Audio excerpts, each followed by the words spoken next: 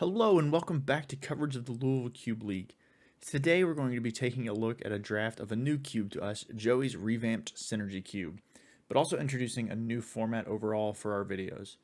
Today's video is going to include a quick rundown of the cube as well as covering the draft and a quick discussion of the deck. But if you want to see how the actual matches played out, you're going to have to come back for part 2 in a few days, which will contain all 3 matches played for this cube in a King of the Hill format. I could spend a little time talking about the cube, but instead let's just hop in with Joey and Scott, and I'll let Joey tell you about it himself. Welcome back for another Cube video. My name's Joey. I'm Prose. And I'm Scott. So today we're going to be checking out our first draft of Joey's new cube, actually. It's his kind of a revitalized version of an old cube, his Synergy Cube. Joey, if you want to give us a quick kind of rundown about what we're going to be looking at today. Yeah, I built this cube to highlight 12 themes throughout Magic's history and various formats that players are often very drawn to and really enjoy playing when they're viable in the format. The thing to keep in mind, besides taking a look at these 12 themes here, is that they often will have a lot of cards that bridge the gap between them, so they aren't limited to just these colors. They'll have cards in other colors that allow you to piece different synergies together, and that the cube is meant to be very interactive. It has a low curve topping out at 4 mana, and lots of interactive spells and a lot of fixing to enable you to be able to play a lot of different colors, a lot of different synergies, and make sure we're not stumbling as we're attempting to interact. In the early stages of the game, like I said, very low curve, lots of spells you want to be able to cast on curve, meet all your color requirements very early on. So I won't go into the specifics of each of the synergies because the goal is that all of these are things that will be very reminiscent to players. You don't need me to explain a lot of them to you, and we'll maybe talk about a few of them as we go through the draft we're going to take a look at today. All right. Well, if that's enough, we can just go ahead and we can jump right into the draft. All right, so cracking right in. Joey drafting here, hiding his cards from us in the first pack though a little bit. Ooh, it looks like the camera's a little bit off, but you can see I pull Euphemia to the front.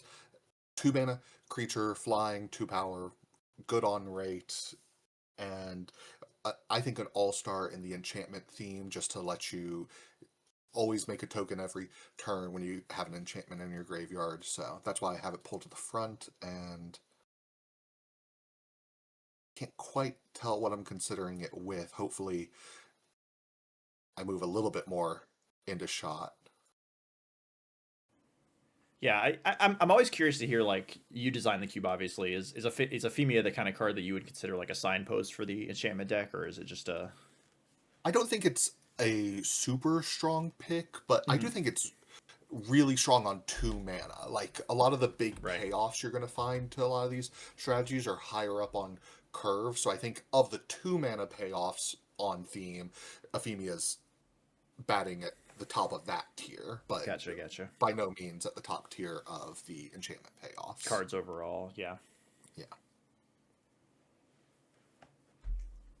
One thing I want to say about the Euphemia pick as well is it is an inherent bridge card, with self-mill being an important part, or one of the synergies.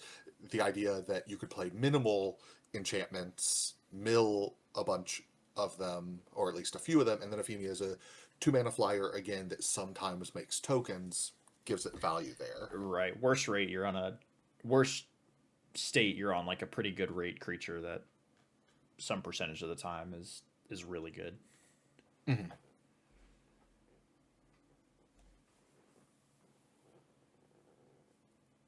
Scott's looking at the puzzle box. Yeah. I can't remember if this was before I had shown everybody how to open it or not. I did not know how to open it. I was considering trying to make an attempt mid-draft, but then I decided that would be maybe a little selfish of everyone else's time. So looking at this pack, you can see I pulled Flytrap and Eidolon of, I believe it's Countless Battles, to the front. Yeah. This is the part where I'm supposed to be like, it's actually Eidolon. Thank you. Anyway, I I end up taking the Eidolon there, but you can see I already was considering that like Graveyard Matters Flytrap, but I Right. think Flytrap's a worse card overall. Like For sure. That seems like a card that you're happy to take when you're already kind of in that theme, but not one that should push you into it. here, nothing really good for the enchantment theme, unfortunately. And you can see me stop on Tevel. So it looks like in my mind, yeah, looking at the Flytrap and then taking Tevel here, I'm wanting to leave myself open to lean on that side where it's about mill, but enchantment creature at the front of this pack maybe pushes me back. Mm-hmm. Though being uncertain, I think it's been a little while since we did this draft, so I don't remember the specifics. I'm a little surprised I'm not looking more closely at the lands. I feel like in a spot like this where I'm uncertain which direction I want to go, I would normally default to, yeah, this polluted delta. Yeah, we're currently on 4 colors of cards and 3 picks, so I expect I'll be abandoning one of them. I'll either. for sure, for sure. But yeah, to your point, like this land is good for any of the 3 cards. Well, I guess not really the Eidolon at this point. Eidolon. I don't know. Right, but with the right duels down the road, like, Mm-hmm. it'll work for that.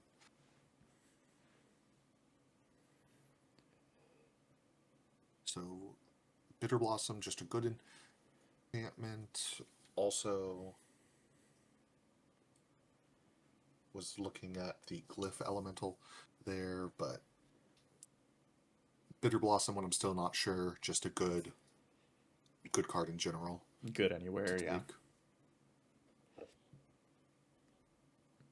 Again, Drag to the Roots over Splinter Fright because Drag to the Roots is less committal. Like it's if I have to pay full price for 4 mana for that removal spell, that's not great. But I could still do that in an enchantment deck, whereas Splinter Fright is would have been me fully moving over, and is maybe the card I'm thinking if it wheels, then I'll push in. But Yeah, and I mean you've already got 2 enchantment creatures. Even if you don't end up in the like self mill deck, seems like Delirium is going to be pretty attainable. Boon Satyr, another one of the like very good on rate enchantment creatures, just very powerful generically. But Woodland Cemetery is the color combinations of both self mill and enchantment, so don't want to let that one pass there.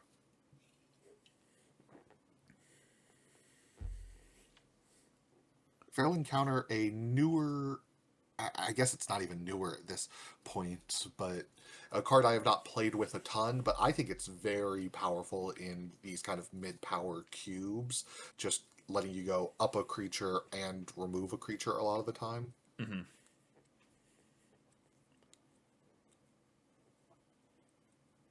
Yeah, I mean, especially if you've got like big, like impact creatures, just being able to find one of them in the top 5, on top of being essentially a removal spell, seems like it's pretty much always worth it.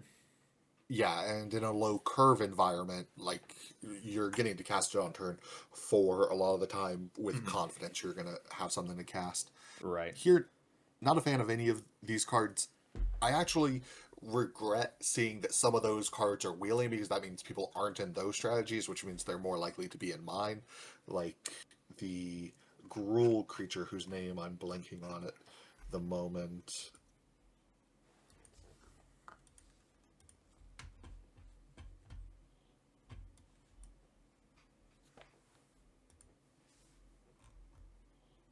Either way. Talking about Chisiro, right? The equipment guy, the modified guy. Yeah, Excuse me. Yeah. that one for the +1/+1 counter deck is good enough that I'm sad that it's still in the pack because it's a sign that probably no one's on that strategy, right? Right. So maybe would have been a better thing to have taken the first time around and been on that strategy. But here, getting the Delirium guy around the table, not the strongest of picks, but Patchwork Beastie, a nice one to have.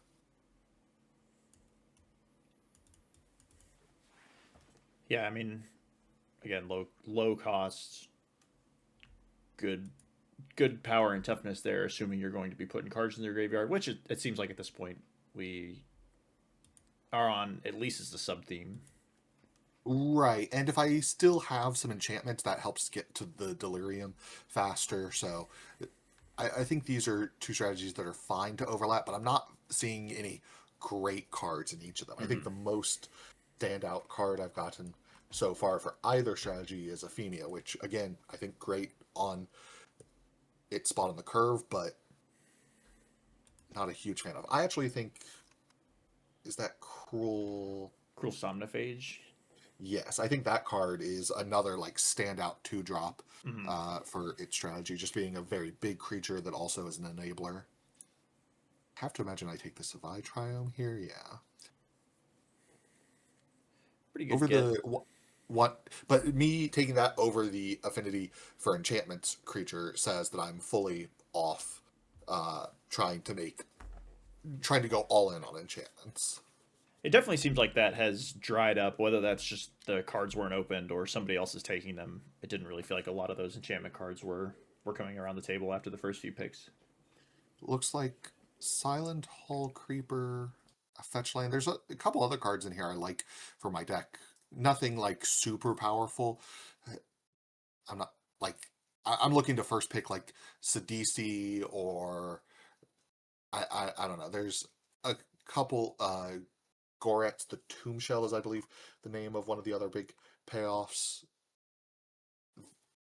Either of these are fine. Yeah, I've pulled together all 5 of the cards. Confident one of them will wheel. Just a question of I think Murderous Cut makes sense here because it's the least likely to wheel. Maybe I no, the fetch land's the least likely to wheel, but also there are plenty of lands in the cube, like I said, so should be able to get a good amount of fixing still.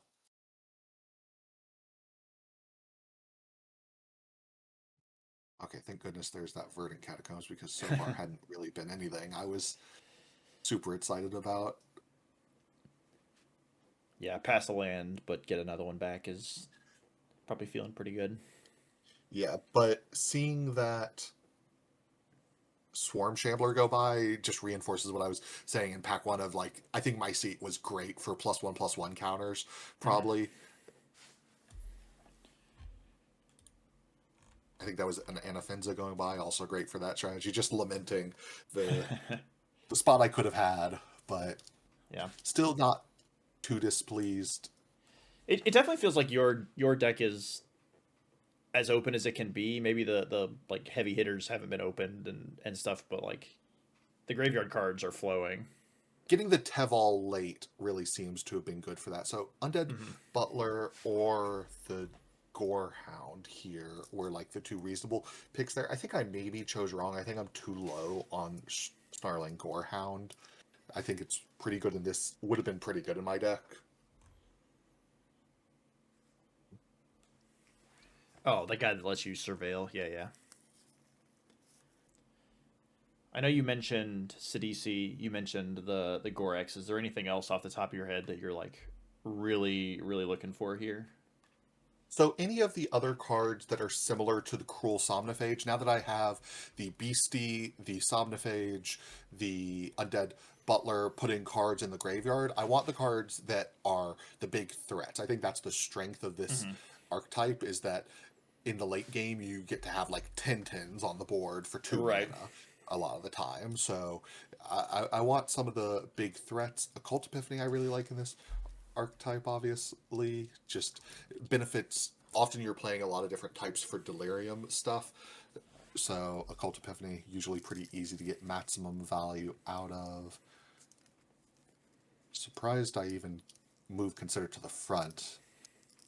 Maybe Surprised for you curve reasons, I'm considering considered it. taking it over. Yeah, I was trying to avoid that.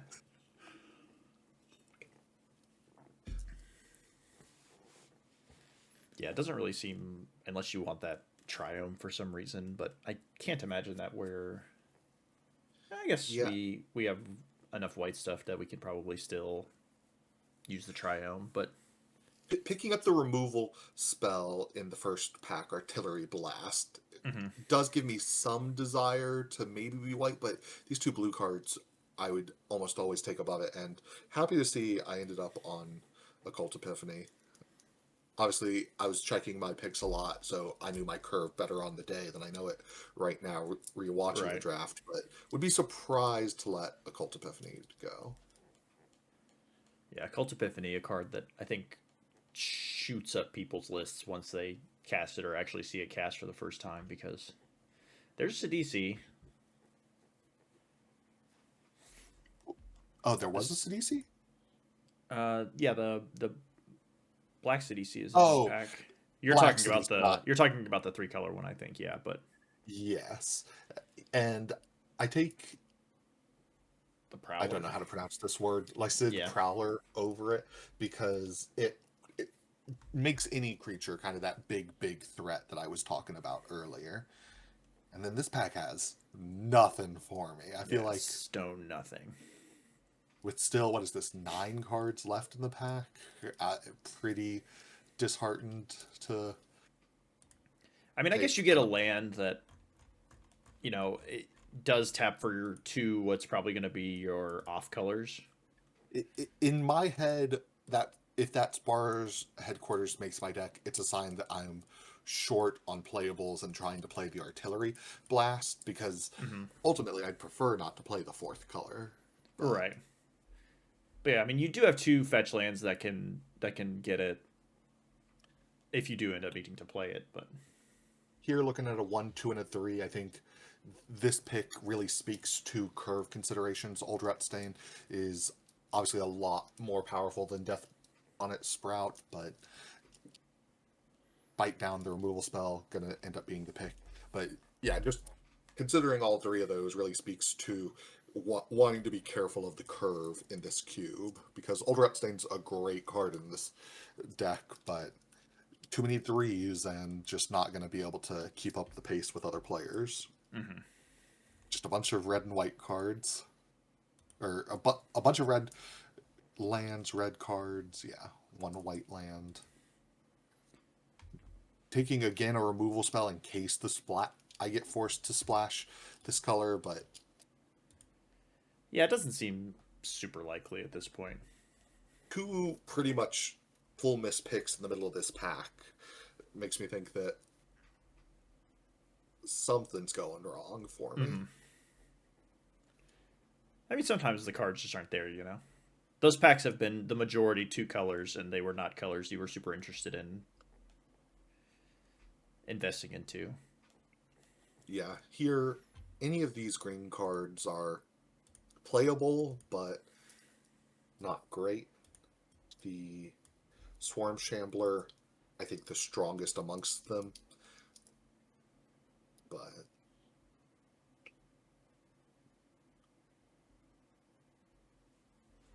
we'll see. These enchantment cards have finally started showing up now that we've full on abandoned a while Yeah, ago. But Kami is another one that wants you to be really all in, so by yeah. this point, I'm not even Certainly really. shouldn't be a consideration. Just a kind of seems like the cards just weren't there in the first pack. Not that other people were taking them. I like this Bloodcaster here. I don't like that I took the Duelist to pick before it. I think I would have preferred to take a medium blue card. I think I have a chance of splashing red at this point, which looking back on this draft, I shouldn't have been thinking. I don't know why. Prosper. Yeah, I can't tell if that's a I might play this card or a there's nothing else in this pack I want, but Right. I mean, the Heartfire Duelist is. I think I'm taking it just as the red removal spell here after taking mm-hmm. Legion Extruder, thinking maybe I can splash red for this pair of removal spells because I am light on removal.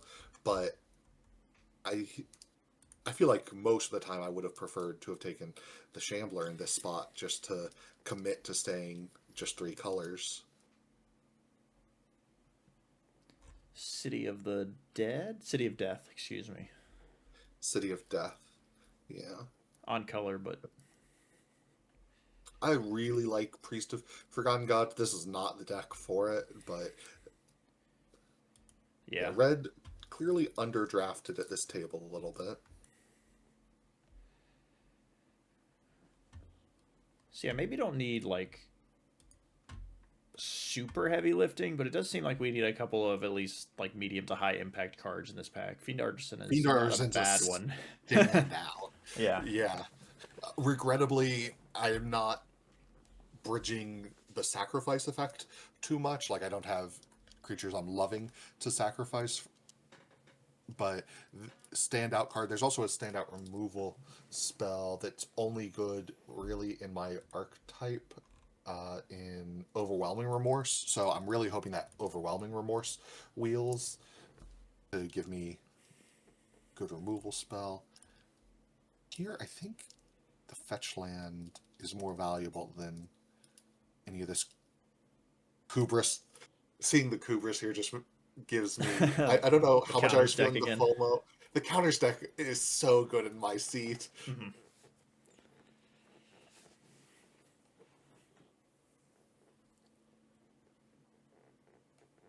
Okay. Insidious Roots is interesting, but that white, one of those, another card that, like you said, is just a 2 mana 10/10 late in the game, potentially. Yeah, that does great things for me. Again, I'm missing the card. I really wish I'd gotten this Fiend Artisan and White earlier in the draft because they are standout cards that also push me to lean into Sacrifice as my secondary theme a bit. Whereas getting them in the third pack, I don't have much opportunity to pick up creatures that I want to sacrifice to them. Mm-hmm. But I'm also confident that the Roots is coming back, so I think that check I just did there was very likely me checking ahead of time on Roots. Here, it's a rough spot because these are two lands I really want, but Goretz is in this pack. And I think Goretz, even off strategy, might not wheel for... Like, it's just such a powerful card. Mm-hmm. Gorex, to me, stands out as a card that could wheel mostly just off of the back of this being the first time that 7 of us have looked at this cube and the first time in a long time that we've played a variation of it. It definitely doesn't seem Sure. like a card that should wheel. And I buy the point that someone reading it would read it to only be for the graveyard synergy without realizing that it just takes 3 creatures in the graveyard to make it a standout card. But Right. 2 mana 4/4 that gets something back when it dies or attacks is definitely something I want. Picking up my Triumph feels huge here.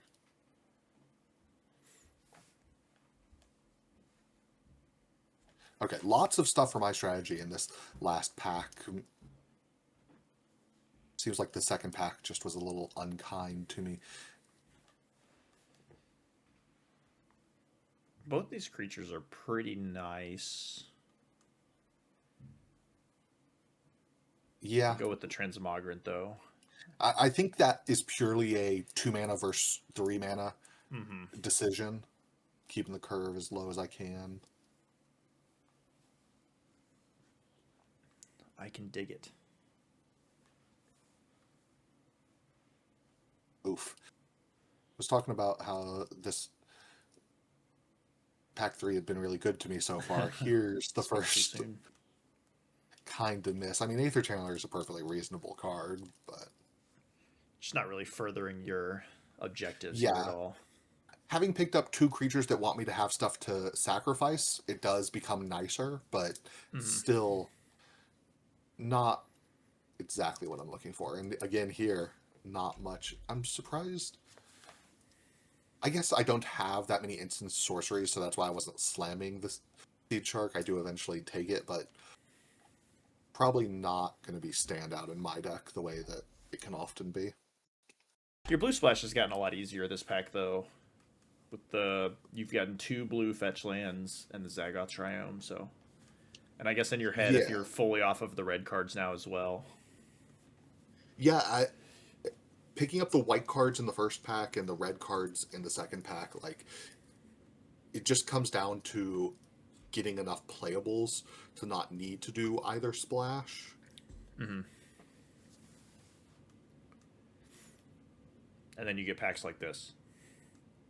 Yeah, and I'm so removal light that I would consider that hell to pay, but I really don't want to take it. So here I'm taking a truly...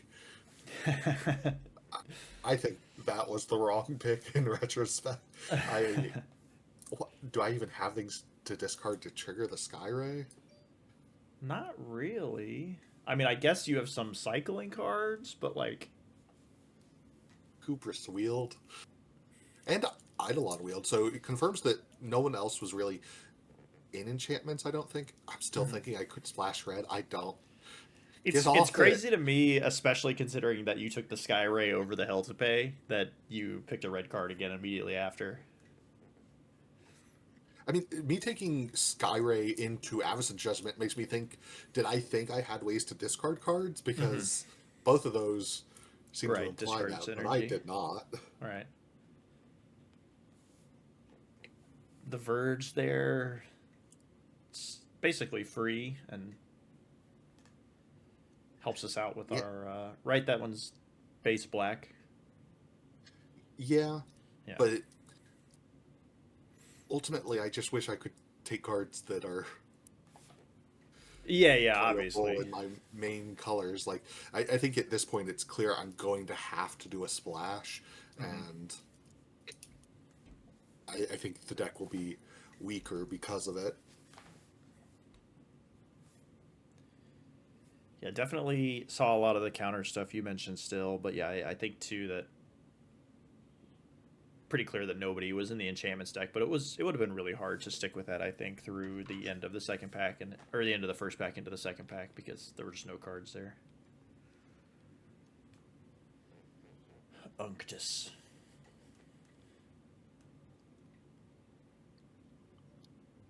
2 enchantments here at the end. Yeah, and the Verge to finish it off that we're almost certainly not playing. So Yeah, can take a quick look here at the deck we ended up with. So it does look like you ended up with the white splash. yeah. I think that probably came down to the fact that I only needed to splash 1 card.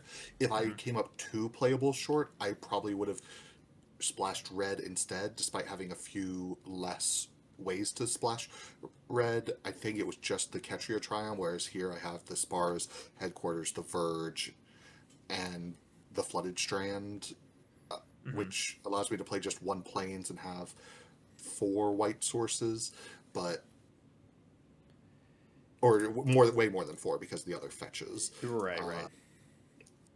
but Yeah, I like the artillery blast a lot. The Toby seems kind of like the fill-in I card that you miss the mentioned, but Toby. Yeah, um, I don't have that many token producers. I guess I have Athenia, Channeler, Seed Shark, like a couple, but not enough. And I'm playing this Sky Ray.